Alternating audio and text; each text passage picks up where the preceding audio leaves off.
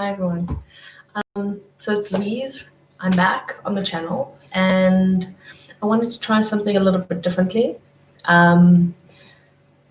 Mostly because I've learned a little bit from the other videos that I've done.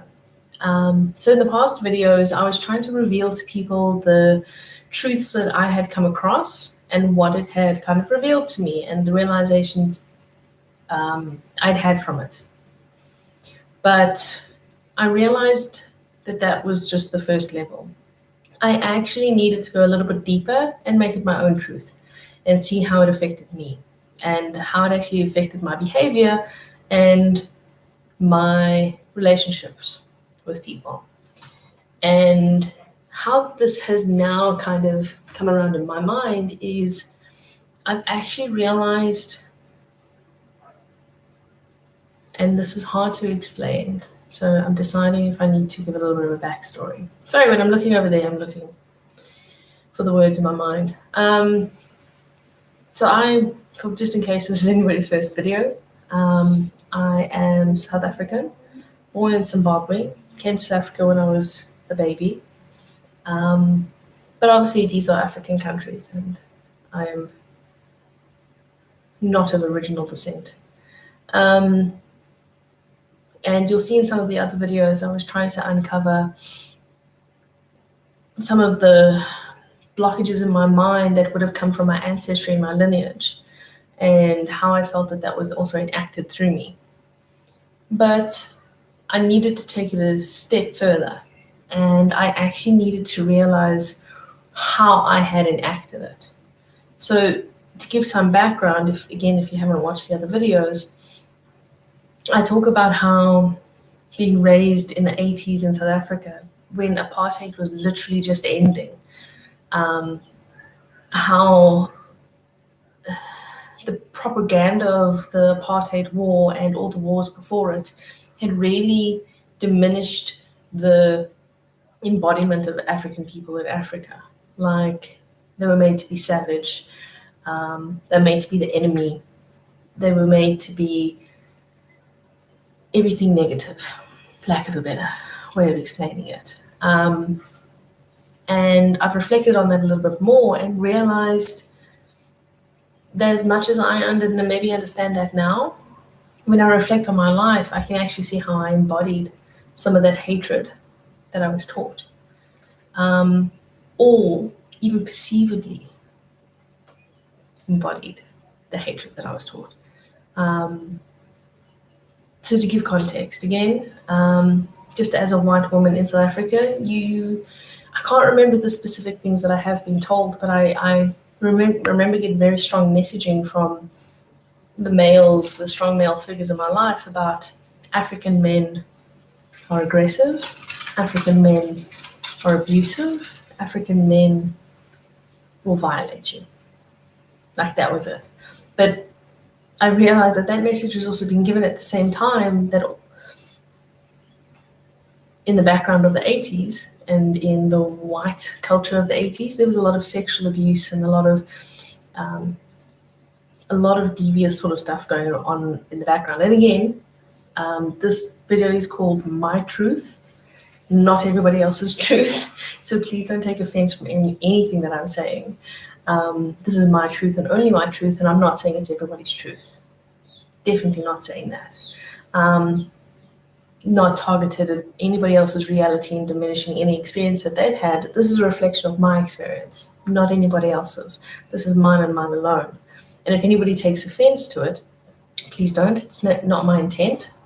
Again, and I'm not planning on saying anything offensive. So if I do, like there's something that I tread on that I didn't realize, rather let me know. Don't assume that this has come from any sort of negative place. You'll hear as I go along. It's not going to go negative. So anyway, young child, basically African people are demonized in my mind. It's a solid truth for me. And experienced, let's say not the best childhood, but was never hurt by an African person. Only people of my culture and my race. So here is the society that to me as a young child was telling me this race is a certain way, but then the race that I was associating with and the tribe that I was associating with was so brutal and was so vicious and violating. You can imagine as a child going, well, these guys are saying those guys are bad. So you can only imagine how much in a mind of a child that just explodes. And I think how that actually ended up reflecting within me, I've never been overtly racist, subvertly, and that's where I'm going to go with this, is I would look at African men with judgment in my eyes when just crossing the road, looking at them. It was in my eyes, and I didn't know that before. And I only ever realized that when I got into an interracial relationship, and there was another guy that I was talking to, and we were talking about the way that people look at you. He was an African guy, and we spoke about how I couldn't put a word to the look that my partner and I got. And he said, it's disgust. And I was like, yes, people will walk down the street and just look at you in disgust. And I've never seen that before in my life. Being white, you don't see it. You don't see racism because it's not directed at you. Only once it's directed at you can you see it.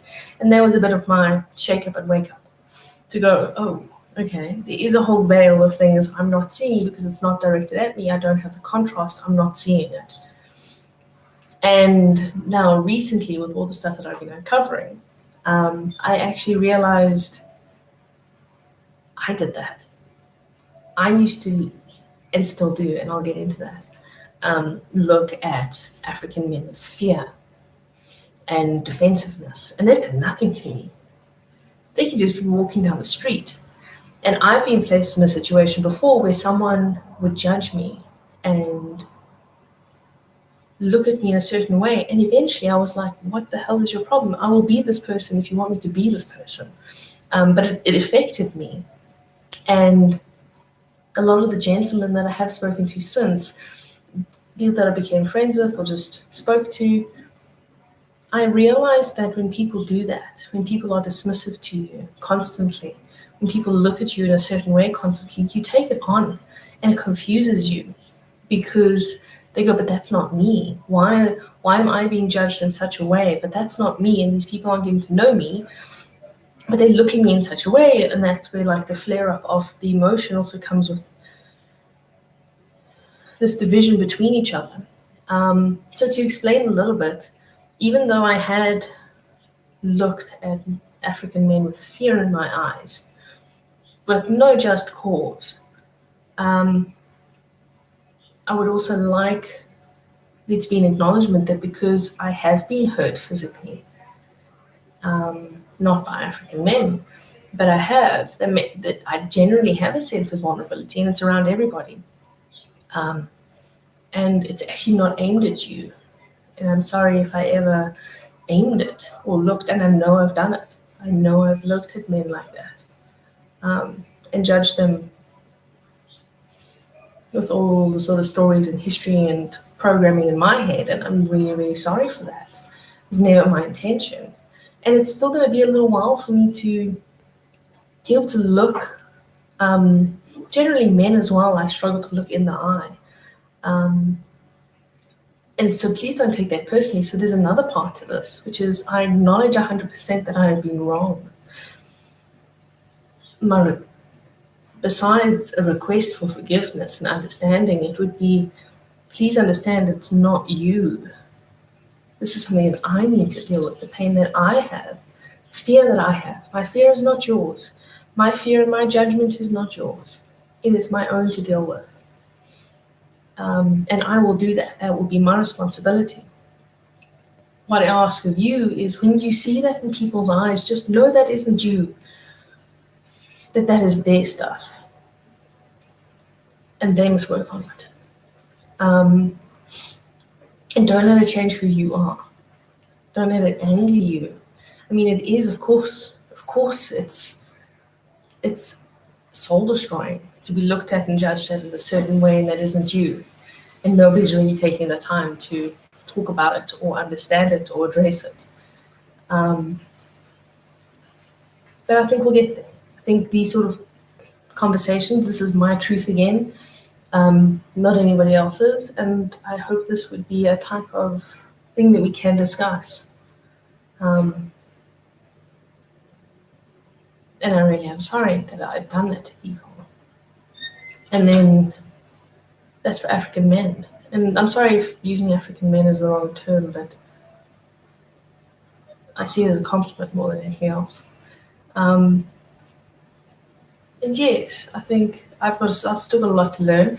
There's still a lot of fear that I have to work through so that I don't look at people like that anymore. And that's, again, my responsibility, and I will do that. But I do have engagements, and I do, when I'm feeling strong in myself and able within myself, I do manage to have these amazing experiences and engagements. And then that brings me such joy. And then I get so sad then with African women who's just hateful. Like I get such, the way that I've looked at African men, I feel like I get looked at by African women. There's such a hatred. Not all. And not unjustified.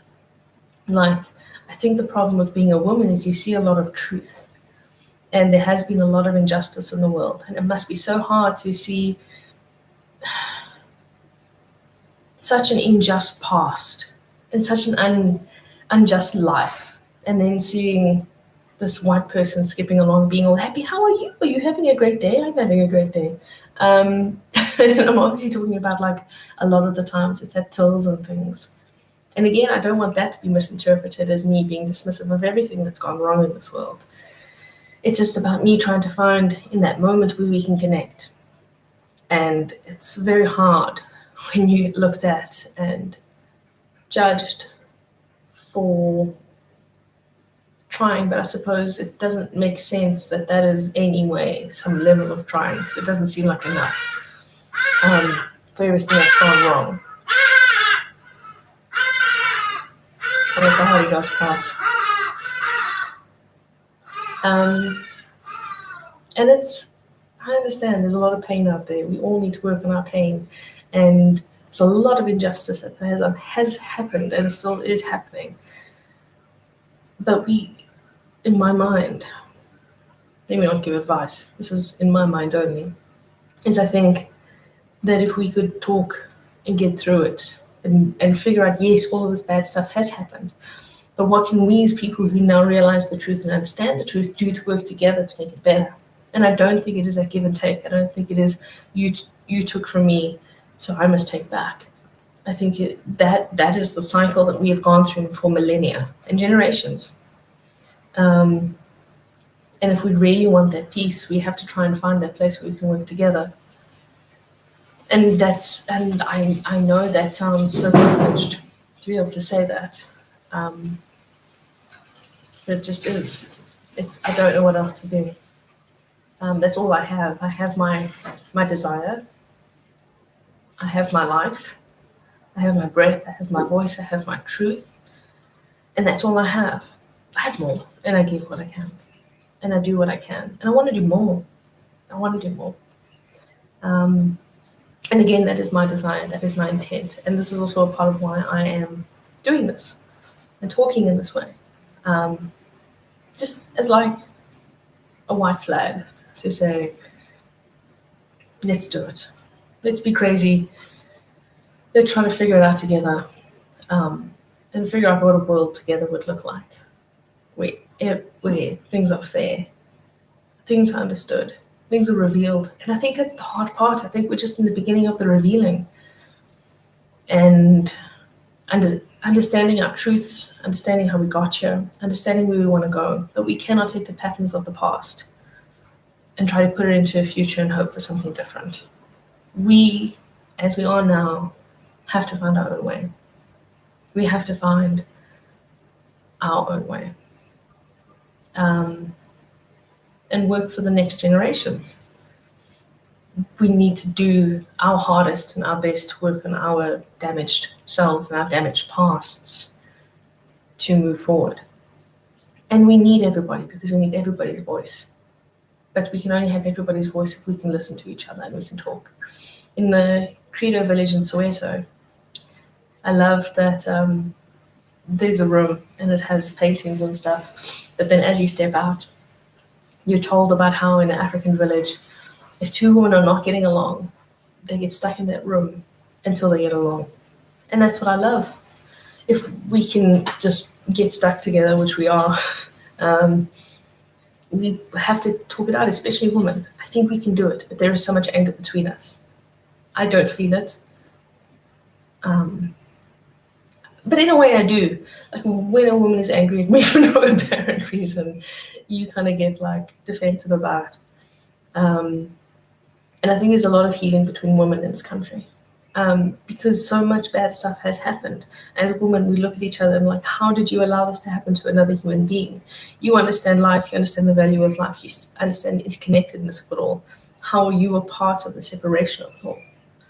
And that's where women need to come together, where we need to start talking. We don't have to like each other in the beginning. We don't have to like each other in the end, even though I think we will respect each other in the end. Because women understand the connectiveness of it all, the net, the web, how it all comes together. We see the truth, we see the interconnectedness. That is our gift. And I would really hope that we could do that. So yeah, these are my realizations as a person in 2020, with the history that we've had and the future that we don't know that we're going to have. This is where I am. I'm realizing the part that I've played in all the social issues that we have, psychological community, all of these things, and the ability to make sense of things. We actually, as a community, will always help each other make sense of things. But if we're looking at each other as demons and as awful creatures with already prejudgment of all these things that we've been told in our past and we've never really questioned, we need to understand how we are connected like that, and how the way that we look at each other impacts our future. How we talk to each other impacts our future. How we talk with each other impacts our future.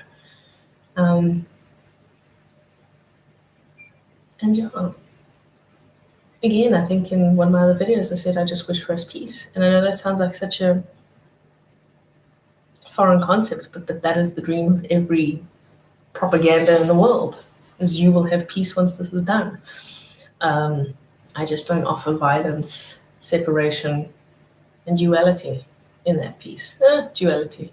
Like, we won't all be identical, but we can all get along. I always say there's a difference between a tribe and a community. A tribe is your essence of your foundation of where you want to come from and what you want to bring into this world and what's your self-mastery, versus a community, common unity. All people from different tribes can come together and commune and work together for a better generation and a better future. And I hope that there is some level of healing in this message. Not that I have the arrogance to believe that anybody needs my words to heal. But again, this is my truth. It's not about what happens after this. It's about my truth and how my realizations, where I've realized I've taken away from others. There's a practice that I do daily now where I say I take back what has been taken from me, and I give back what I've taken. So in my previous videos, I was realizing what had been taken away from me, the truth that had been taken away from me, the reality that had been taken away from me. Now, this video is about what I need to give back, because I've taken from others. I looked at them in ways that I shouldn't have, unfairly so, and for that I apologize. And I acknowledge that there is a past that has taken so much away, and I'm an element of that, a micro of the macro. And I want to do differently. I want to do differently with that. I don't want to follow the same path that I have been programmed. I want to do something different. It's one lifetime. It's worth a shot. If you're going to dream big. This seems like a good one. So I hope this means something to some people. And if not, I know it means something to me. So that's always good. Not that, but this is my truth again. And yeah, I hope that this goes out with the best intention and that, again, it will either mean something in some way and make a difference. But now I'm about to go into a ramble because I never know how to close off a video. I never know if I should end or shouldn't end, but I think when I start rambling, I should end. So I'm going to end it there, and hopefully I'll be back with a new one soon. Thanks. Bye.